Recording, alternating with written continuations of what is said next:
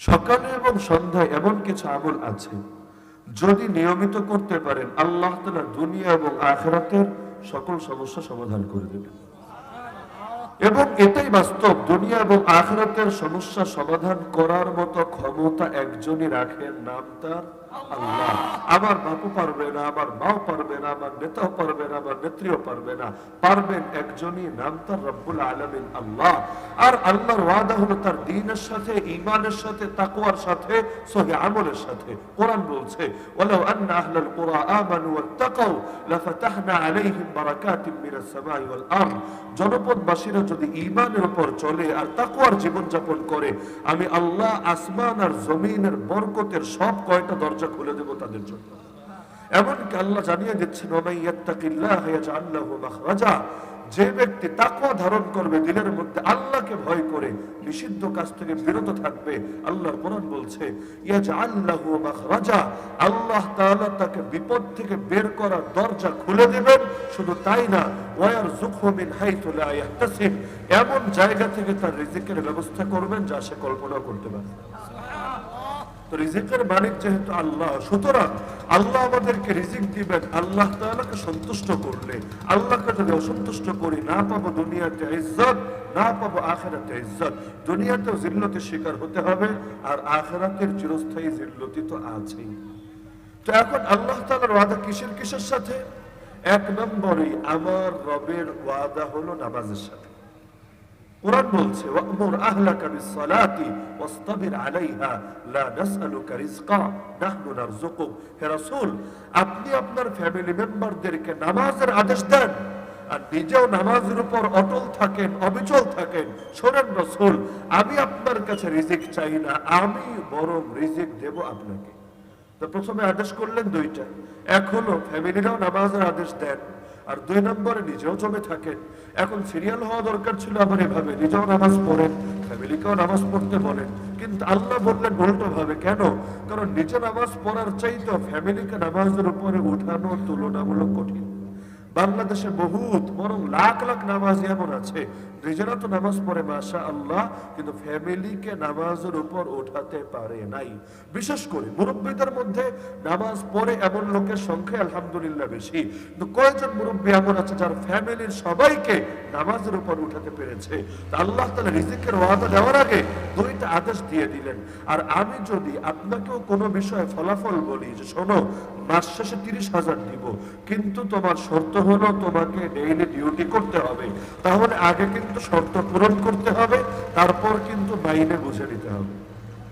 তো আল্লাহ জানালেন রিজিক দিব, তবে শর্ত হলো দুইটা। এক নম্বরে নিজেও নামাজের উপর জমে যেতে হবে, দুই নম্বরে ফ্যামিলিকেও নামাজের উপর উঠাতে হবে। এই দুইটা কাজ যদি নবী তুমি করতে পারো, আমি রিজিক চাই না তোমার কাছে, উল্টো আমি রিজিক দেব তোমাকে।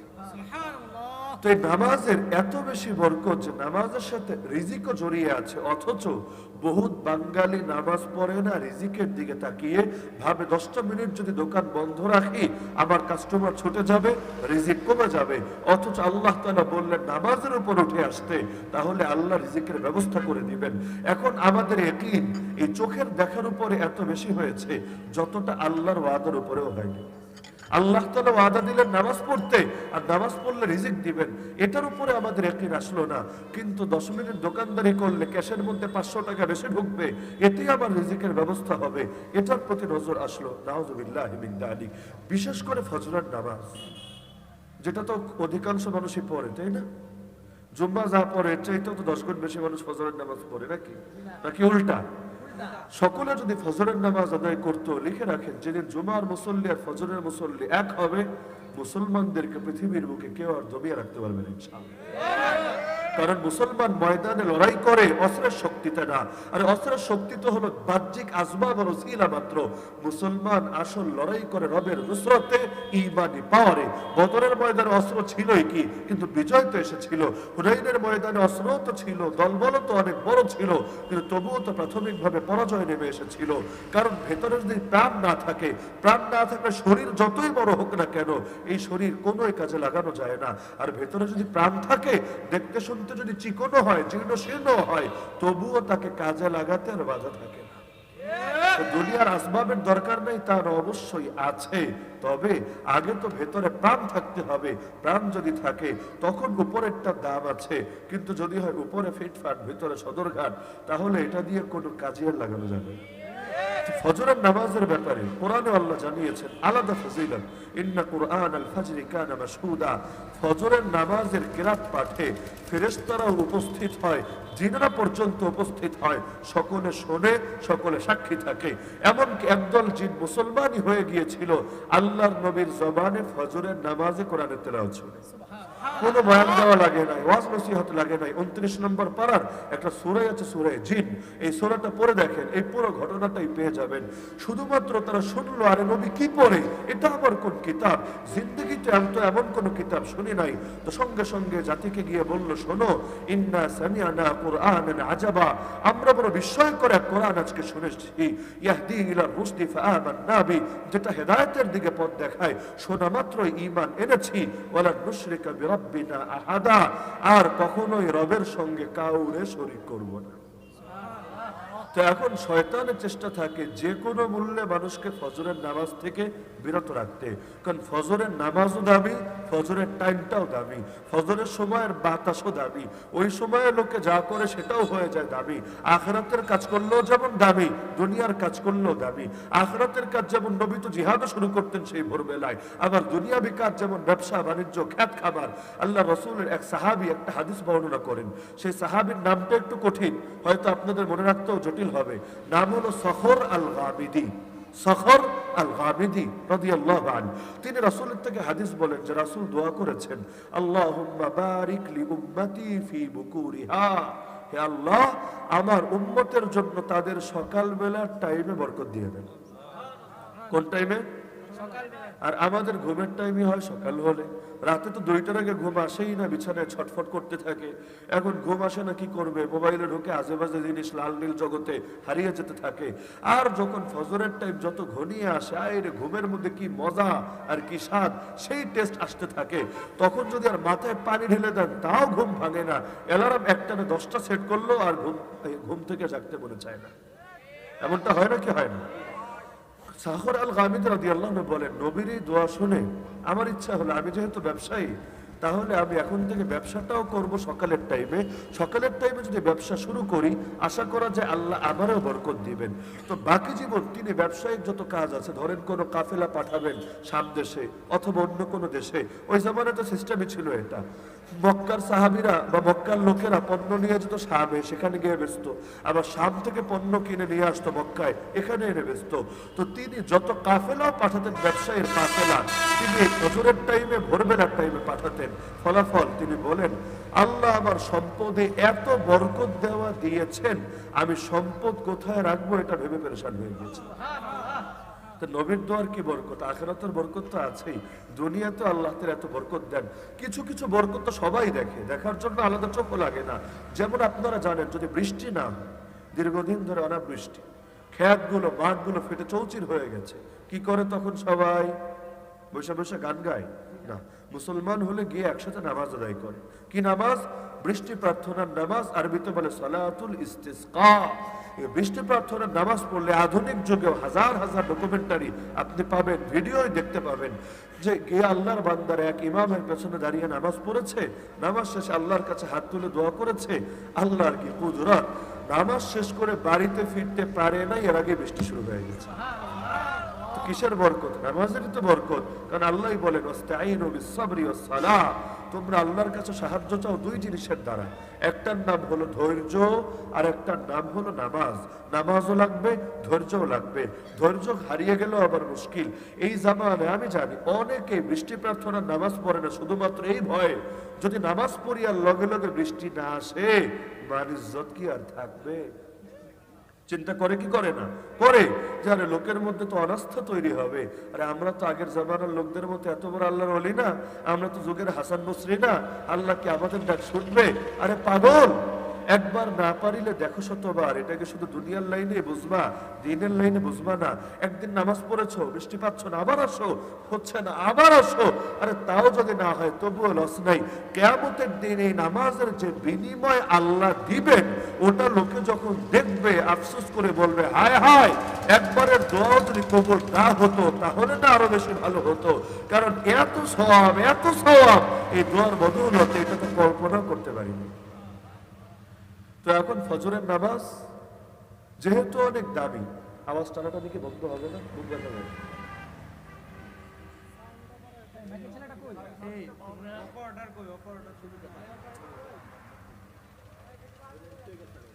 তো যাই হোক, আমি আর লম্বা আলোচনা করবো না, আপনাদেরকে কষ্ট দিচ্ছে না, আর আমার জন্য বুক ব্যথা করছে। 2 ঘন্টা বয়ানও আমার বহুত আছে, কিন্তু এখন মনে হয় 20 মিনিটও হয়নি, বুক ব্যথায় আমার কথা বলতে কষ্ট হচ্ছে। এই মাইক না এনে সবাই কাছাকাছি বসাতেন, খালি গলায় বলতেন, ভালো ছিল।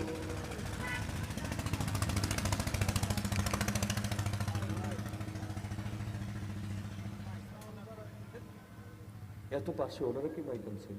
কাছেই তো, ওইটা তো ভালো ছিল। আওয়াজ টানবে কেন আপনার? রিভাবও দিতে পারবেন না, আওয়াজও টানবে, এগুলো কি? তো যাই হোক, আমি সাধারণত এগুলো নিয়ে রাগ দেখাই না, কিন্তু আমি বুকে ব্যথা করলে কি করবো? অজ্ঞান হয়ে পড়ে যাবে।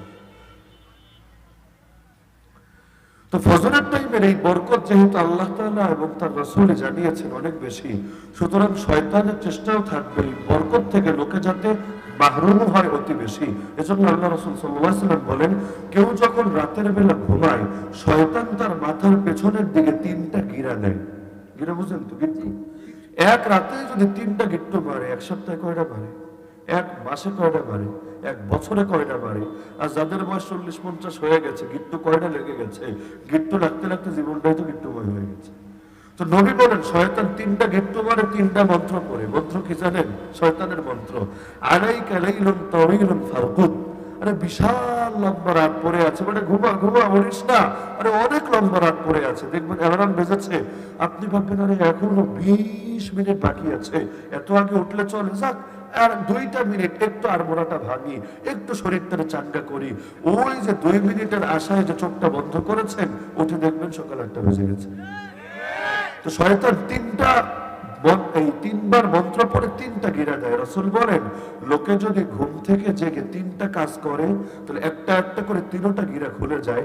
যদি 3 কাজের কোনোটাই না করে, গিরাগুলো ঠিকই থেকে যায়, এর ক্ষতি তাকে ভোগ করতে হয়। কি 3 কাজ? 1 নম্বর হলো ঘুম থেকে জাগার পর আল্লাহকে ডাকা, আল্লাহকে স্মরণ করা।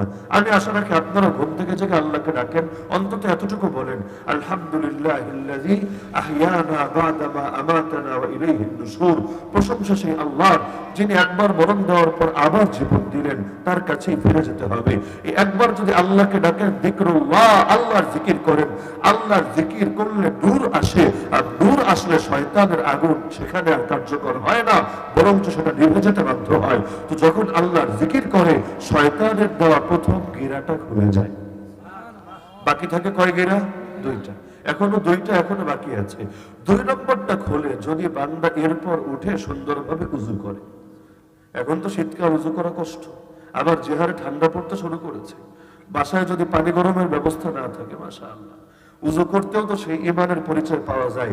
আর উযু করে কাঁপতে কাঁপতে মসজিদে এসে ইমামের পেছনে নামাজে দাঁড়ানোর মজাই আলাদা। তো এখন এই দ্বিতীয় যদি এই কাজটা করে, যে বান্দা উঠে সুন্দর মতো উযু করে, রাসূল বলেন শয়তানের দেওয়া দ্বিতীয় গিরাটাও খুলে যায়। বাকি রইল কয়টা? একটা। আল্লাহ রাসূল বলেন, যদি সে নামাজ আদায় করে, ফজরের নামাজ পড়ে ফেলেছে, আলহামদুলিল্লাহ, 3 নম্বর গিরাও খুলে গেছে, মাথা এখন ক্লিয়ার, ফলাফল তার জিন্দেগিতে বরকত আসে, কাজের মধ্যে কর্মচাঞ্চল্য আসে, তার অন্তরের মধ্যে পবিত্রতা সৃষ্টি হয়। আর যদি এই কাজগুলো না করে গিরা থেকে যায়, গিরা থাকলে কি হয় সেটাও নবী বলেন, ফাসবাহা খাবিসান নাফসি কাসলান। অন্তরের মধ্যে গান্ধেগি আর অপবিত্রতার বিভিন্ন শয়তানি চিন্তা ঢোকে, আর মানুষের কাজের মধ্যে উদ্যম থাকে না, অলসতা শরীরে এসে ভর করে। এজন্য দেখবেন যারা ফজরের নামাজ আদায় করে আর যারা করে না, উভয়ের কর্মচাঞ্চল্য কখনোই এক হবে না। যেগুলো ঘুম থেকে উঠে 8টা 9টা 10টার সময়, এগুলো হয় চরম আইনসা। একে তো কাজেও অলস, আর 2 নম্বরে হলো এদের অন্তরের মধ্যেও অন্তরের হালত ভালো না, পবিত্রতার চাইতে অপবিত্রতাই থাকে বেশি। আর যদি চাই না অন্তর পবিত্র থাকবে, কাজে কাজের মধ্যে আলাদা শক্তি পাবে। তাহলে ঘুম থেকে যে 3 কাজই করা লাগবে। 1 নম্বরে যিকরুল্লাহ, আল্লাহর জিকির, 2 নম্বরে উযু, 3 নম্বরে হলো নামাজ। তো যে ব্যক্তি ফজরের নামাজ পড়ে, হাদিসে আছে মান সাল্লা সুবহা ফাহুয়া ফি যিম্মাতিল্লাহ, যে ব্যক্তি ভোরের নামাজ আদায় করে সে আল্লাহর নিরাপত্তায় চলে যায়। আল্লাহ যদি আপনার নিরাপত্তা দানকারী হয়, পুলিশ কি নিরাপত্তা দিবে? আরে আর্মি কি নিরাপত্তা দিবে? আরে দলের লোকেরা বা কি নিরাপত্তা দিবে? আসল নিরাপত্তা যত রব্বুল আলামিন রব যাকে নিরাপত্তা দেয়, সেই নিরাপত্তাই তো আসল নিরাপত্তা। নূহ আলাইহিস সালাম ছেলেকে বোঝাচ্ছিলেন, ছেলে আমার নৌকায় ওঠো। বলেন নাই, ছেলে আমার নৌকায় ওঠো। কোন নৌকা? আওয়ামী লীগের নৌকা না, তিনি যেটা বানিয়েছিলেন আর কি। ছেলে আমার নৌকায় ওঠো। ছেলে বলে, আরে তোমাদের মোল্লা মন ছেলে নিয়ে আর পারা গেল না। সাআউই ইলা জাবালি ইয়াসিমুনি মিনাল মা, তোমরা জ্ঞান বিজ্ঞান ফিলোসফি কিছুই বোঝো না। আরে আমি গিয়ে পাহাড়ে আশ্রয় নেব, পাহাড় আমাকে বাঁচাবে পানির হাত থেকে। নাউযুবিল্লাহ। পাহাড় বাঁচায় না আল্লাহ বাঁচায়? বাঁচানোর মালিক কে? রাখে আল্লাহ আর মারে আল্লাহ। এখন বেচারা ভেবেছে যদি পাহাড়ে ওঠে তাহলে পাহাড়ি তাকে বাঁচিয়ে দেবে। এখন বাপ, বুড়া বাপ তারে বোঝাচ্ছে, আরে ছোট ছেলে, লা আসিমাল ইয়াওমা মিন আমরিল্লাহি ইল্লা মান রাহিম, আজকে আল্লাহর আযাব থেকে কেউ কাউকে বাঁচাতে পারবে না। আজকে বাঁচবে একমাত্র সে যাকে রহম করবেন স্বয়ং আল্লাহ। এখন এই কথা শোনার পরও ছেলের পছন্দ হলো না, কারণ হুজুর মানুষের কথা ওই যাদের ভেতরে রোগ ব্যাধি থাকে তাদের কাছে কখনোই ভালো লাগে না। এরা মনে করে হুজুররাই আমাদের দুশ্মন, এই হুজুররাই সমাজের বোঝা। কিন্তু একটাবার চিন্তা করে না, হুজুররা এত বকবক করে এবারে তোদেরকেই বাঁচানোর জন্য। নবীরা উম্মতের দুয়ারে দুয়ারে গিয়ে মাইর খান কেন? নিজের জান্নাত কনফার্ম করার জন্য তো না। নবীদের জান্নাত এমনিও কনফার্ম, অন্যও কনফার্ম। তো নবী উম্মতের দুয়ারে যান তো তারে জাহান্নাম থেকে বাঁচানোর জন্য। কিন্তু বাংলায় একটা প্রবাদ আছে না, যার জন্য করি চুরি সেই বলে চোর। তো যার জন্য এত কষ্ট, এত কষ্ট, এত কষ্ট, আরে সেই কিনা নবীর গায়ে হাত তোলে, নবীর গা থেকে রক্ত ঝরায়, নবীকে জেলে ফেলে রাখে 3 বছরের অধিক সময়। এত এত কষ্ট দেয় আল্লাহ রাসূলদেরকে, আর রাসূল না থাকলে রাসূলের ওয়ারিসদেরকে। হার জামানায় আলেম ওলামাকে লোকে শুধু ভুল বোঝে, অথচ আলেম ওলামার চাইতে তাদের বড় কল্যাণকামী জগতে কেউ হতে পারে না। মায়ের চাইতেও বড় কল্যাণকামী হলো আলেম ওলামা। কারণ মা তোরে দুনিয়ার জান এই বাঁচানোর চেষ্টা করতে পারবে, তো জাহান্নামের আযাব থেকে বাঁচানোর পথ তোরে কে দেখাবে? আর কোন আলেম যদি না থাকে দুনিয়ার বুকে, তাহলে কোরআনের ইলম পরবর্তী প্রজন্মের কাছে কে পৌঁছে দেবে? এখনো পর্যন্ত সেই 1500 বছর হয়ে গেল প্রায়। কোথায় নবীর জামানা, কোথায় আমাদের জামানা? এতকাল পর্যন্ত সেই একই কোরআন, একই হাদিস, একই শরীয়ত, একই দ্বীন পৌঁছলো কিভাবে? এটা কোনো নেতারও বরকত না, এটা কোনো দলেরও বরকত না, এটা কোনো রাজনীতিবিদেরও ক্রেডিট না। এটা একমাত্র কেবলমাত্র শুধুমাত্র নবীর ওয়ারিস ওলামাদের বরকত। কারণ আলেম তো তাকেই বলে যে ইলমটা প্রথমে বুকের মধ্যে ধারণ করে, এরপর পরবর্তী প্রজন্মের কাছে ধীরে ধীরে পৌঁছাতে থাকে। যদি তারা নাই পৌঁছায় তাহলে পৃথিবীর বুকে দিন টিকে থাকবে কিভাবে? এজন্য যেগুলো আমল নাই সমাজে সেগুলো পৌঁছাতে হয় পরবর্তী প্রজন্মের কাছে। আমরা যখন ছাত্র ছিলাম, উস্তাদরা যখন ফিকহের কিতাবে, মাসাইলের কিতাবে আমাদেরকে এমন এমন অধ্যায় পড়াতেন যেগুলো সমাজে নাই। ধরেন দাসদাসী, দাসদাসী কি আছে নাকি কিশোরগঞ্জে? বাংলাদেশে দুনিয়ার কোথায় আছে? তাই তো প্রচলন। তো এখন ছোটবেলায় ভাবতাম আর এগুলো পড়ানোর কি দরকার আছে? এর চাইতে আধুনিক মাসালা পড়ালেই তো চলে। ব্যাংকিং, শেয়ার বাজার ইত্যাদি হাবি জাবি এগুলো পড়লে একটা ভাবসা আসে ভিতরে, সমাজের মধ্যে একটু মুড নিয়ে থাকা যায়। চিনোস মই কি হনুরে অনেক কিছু আমার জানা আছে, জেনে জেনে সব উল্টে ফেলেছি। আর দাস দাসী কোন জামানার ব্যাপার স্যাপার, এগুলো নিয়ে কে কবে জিজ্ঞেস করবে আমাদেরকে? এগুলো জানার আদৌ কি প্রয়োজন আছে? মনে হতো ওই জামানায়, কিন্তু আলহামদুলিল্লাহ আল্লাহ পরবর্তীতে বোঝার তৌফিক দিয়েছেন। আর ইসলাম সমাজের মধ্যে জিন্দা থাকে কখনো ইলমি ভাবে প্লাস আমলি ভাবে। যেমন নামাজ ইলমি ভাবেও জিন্দা, আমলি ভাবেও জিন্দা। হজ ইলমি ভাবেও জিন্দা, আমলি ভাবেও জিন্দা। আর কিছু বিধান আমলি ভাবে জিন্দা না থাকলেও কমাস কম ইলমি ভাবে জিন্দা থাকে। আর যদি এমন হয় আমলি ভাবেও নাই, ইলমি ভাবেও আর লোকে বাকি রাখে নাই, তো ইসলামের একটা অংশই তো টোটাল হারিয়ে যাবে। পরবর্তীতে কোন এক জামানায় গিয়েও যদি এই বিষয়ের মাসালা মাসাইলের প্রয়োজন দেখা দেয়, তখন এর সমাধান লোকে কিভাবে দেবে? ইসলাম তো পরবর্তী প্রজন্মের কাছে পৌঁছে দিতে হবে, এতে সমাজে সেটা থাক বা না থাক, তবুও ইলমি ভাবে সেটাকে জিন্দা রাখতে হবেই হবে। এজন্যই তো আলেমদেরকে মুখ খোলা লোকে, কারণ আলেমরা যদি মুখ বন্ধ রাখে দুনিয়া নিঃসন্দেহে সুবিধা, কোনো সন্দেহ নাই। এই মুখ খোলার কারণেই তো এত ঝামেলা। যারা জেলে, কেন জেলে? মুখ খোলার কারণেই তো। আরে যারা ফাঁসির কাছে চলেছে, কেন চলেছে? এই মুখ খোলার কারণেই তো। আরে যারা গালি খেয়েছে, সমালোচিত হয়েছে, কেন খেয়েছে? মুখ খোলার কারণেই তো। যাদের উপর হামলা হয়েছে, মামলা হয়েছে, কেন? মুখ খোলার কারণেই তো। তা আপনি ভাববেন মুখটা বন্ধ রাখলেই তো চলে, মানসামাতা না যা, যে চুপ থাকে সে মুক্তি পায় না। রে ভাই, এটা আপনার ক্ষেত্রে প্রযোজ্য হতে পারে, নবীর ওয়ারিস যারা তাদের ক্ষেত্রে প্রযোজ্য না। মুখ খুললে বান্দা বেজার, মুখ না খুললে আল্লাহ বেজার। আরে বান্দা বেজার হলে কি করবে? সর্বোচ্চ দুনিয়ায় মারবে, দুনিয়ায় গ্রেফতার করবে, দুনিয়ায় কষ্ট দেবে, এর চাইতে আর বেশি কি করতে পারবে? ফেরাউনও যখন হুমকি দিয়েছিল তার ভাড়াটে জাদুঘরদেরকে, যখন দেখলো তারা মুসলমান হয়ে গেছে, ফেরাউন বলেছিল তোদেরকে শুলিতে চড়িয়ে মারবো, তোদেরকে আগে হাত পা কেটে দেবো। তারা বলেছিল ফাকদি মা আনতা কাদ, তোর যে বিচার করতে মনে চায় বিচার কর গিয়ে, ইন্নামা তাকদি হাদিহিল হায়াতাদ দুনিয়া। আর তাগুত, তুই তো শুধু দুনিয়ার বিচারই করতে পারবি, আখিরাত তো আর তোর হাতে নাই। আর তুই যদি মারিসি আমাদেরকে দ্বীনের জন্য, এটা আমাদের কোনো লস নাই। ইন্না ইলা রাব্বিনা লামুনকালিবুন, আমরা আমাদের রবের কাছে ফিরে যাব। আর আশা রাখি, যেহেতু প্রথম দিকের মুসলমান আমরা, দ্বীনের জন্য কোরবানি দিয়েছি আমরা, এই কারণে রব আমাদের গুনাহগুলোকে ক্ষমা করে দিবেন, এই আশা অন্তরে পোষণ করব।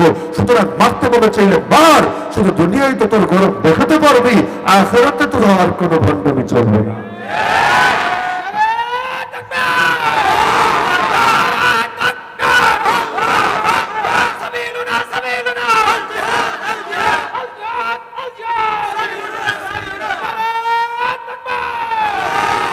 আখিরাতে তো উল্টা আল্লাহ যে ডাকতে থাকবেন, লিমানিল মুলকুল ইয়াউম, কে আছিস যে আজকে রাজত্ব করবি?